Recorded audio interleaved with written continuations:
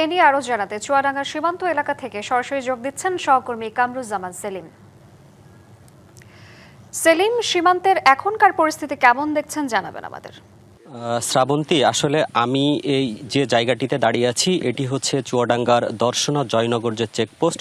এখানে যে ৭৭ নম্বর main pillar রয়েছে, এই পিলার দিয়েই গত রাত্রে কিন্তু 10 জনকে কিন্তু ঠেলে দেয় বিএসএফ। এরপরেই কিন্তু এখানে যারা গ্রামবাসী ছিল, বিজিবি সদস্যরা ছিল, বিশেষ করে এই গত রাতে কিন্তু 3:55 এখানে কিন্তু ফিফা যে ওয়ার্ল্ড কাপ বিশ্বকাপ হচ্ছে সেখানে তারা খেলা দেখার জন্য জড়ো হয়েছে। এর মধ্যেই কিন্তু এই রাস্তা দিয়েই কিন্তু তারা বাংলাদেশে প্রবেশ করে এবং গ্রামবাসী বিজিবির সাথে নিয়ে তাদেরকে ধাওয়া করলে তারা আবার পিছু হটে এবং ভারতীয় যে সীমান্তরক্ষী বাহিনী বিএসএফ তাদের কাছে চলে যায় এবং এখনও পর্যন্ত কিন্তু তারা ভারতের ভিতরেই অবস্থান করছে, সেটি কিন্তু বিজিবির পক্ষ থেকে বলা হচ্ছে। তবে তারা আসলেই ভারতের ভিতরে চলে গেছে না সীমান্তে আছে সেটা কিন্তু আসলে বোঝা যাচ্ছে না। আমরা দেখেছি এই ঘটনার পরপরই চুয়াডাঙ্গার যে সীমান্ত এলাকাগুলো রয়েছে সেই সীমান্ত এলাকাগুলোতে বিজিবি তারা কঠোর নজরদারি শুরু করেছে এবং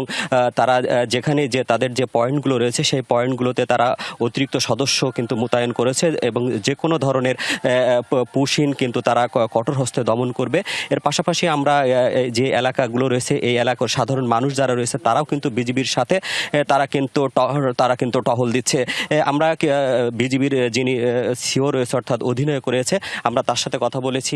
লেফটেন্যান্ট কর্নেল নাজমুল হাসান তিনি আমাদেরকে যেটি জানিয়েছে, সীমান্তবর্তী অঞ্চলে কিন্তু বিজিবির যে সদস্যরা তারা রয়েছে কঠোর অবস্থানে রয়েছে, কোনো ক্রমেই কিন্তু অবৈধভাবে কোনো কাউকে কিন্তু এই সীমান্ত দিয়ে কিন্তু প্রবেশ করতে দেবে না।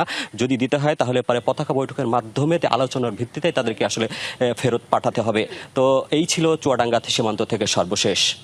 সেলিম, আপনাকে ধন্যবাদ।